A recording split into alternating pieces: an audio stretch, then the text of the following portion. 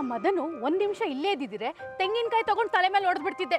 ಎಷ್ಟು ಚೀಪಾಗಿ ಮಾತಾಡ್ತಾನೆ.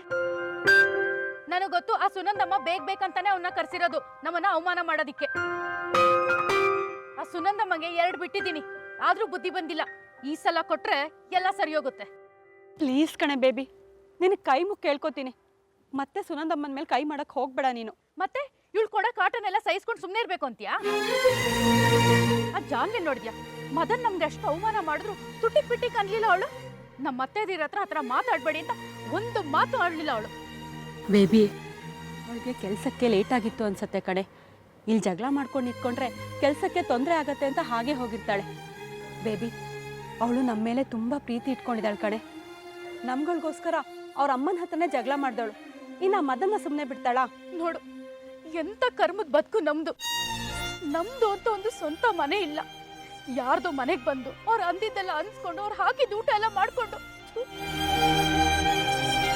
ಯಾಕಾದ್ರೂ ಅನ್ಪೂರ್ಣಮ್ಮನ ಮಗಳಾಗ್ಬಿಟ್ಬಿಟ್ಲು. ಕಣ್ಣು ಮುಚ್ಕೊಂಡು ಎಲ್ಲ ಆಸ್ತಿನೂ ಮಗನ ಹೆಸರಿಗೆ ಬರ್ದ್ಬಿಟ್ರು. ನಮ್ಮನ್ನ ಈ ಗತಿಗೆ ತಂದ್ಬಿಟ್ರು ನೋಡು. ಅತ್ತೇನೆ ಯಾಕೆ ಬೈತಿದ್ಯಾ? ಶ್ರೀ ಹೇಳಿದಾನಲ್ಲ, ಇನ್ನು 7 ದಿನದಲ್ಲಿ ಮನೆ ಮಾಡಿ ಕರ್ಕೊಂಡು ಹೋಗ್ತೀನಿ ಅಂತ. ಮಾತು ಕೊಡಕ್ಕೇನು? ನಾನು ಕೊಡ್ತೀನಿ, ಮೈಸೂರು ಅರಮನೆ ಕೊಡಿಸ್ತೀನಿ ಅಂತ. ಕೊಡ್ಸಕ್ಕಾಗತ್ತಾ? ಆಗಲ್ಲ ತಾನೆ. ಹಾಗೆ ಇದನ್ನು ನಮ್ಮನ್ನ ಬೇರೆ ಮನೆ ಮಾಡಿ ಕರ್ಕೊಂಡು ಹೋಗ್ಬೇಕು ಅಂತ ಅವನ ಶಕ್ತಿ ಮೀರಿ ಪ್ರಯತ್ನ ಪಡ್ತಿದ್ದಾನೆ. ಇನ್ನೊಂದು 2 ದಿನ ಅಡ್ಜಸ್ಟ್ ಮಾಡ್ಕೊಳ್ಳೆ. ನಿನ್ಗೆ ನಾನು ಏನೇ ಹೇಳಿದ್ರು ಅಡ್ಜಸ್ಟ್ ಮಾಡ್ಕೊ ಅಂತ ನನಗೆ ಹೇಳ್ತಿರ್ತೀಯ. ನಾನು ಇಲ್ಲೇ ಇದ್ರೆ ಆ ಸುನಂದ ಒಂದು ತಲೆ ಹೊಡೆದಾಕ್ಬಿಡ್ತೀನಿ. ನಾನು ಇಲ್ಲೇ ಆಚೆ ಹೋಗ್ಬಿಟ್ಟು ಬರ್ತೀನಿ.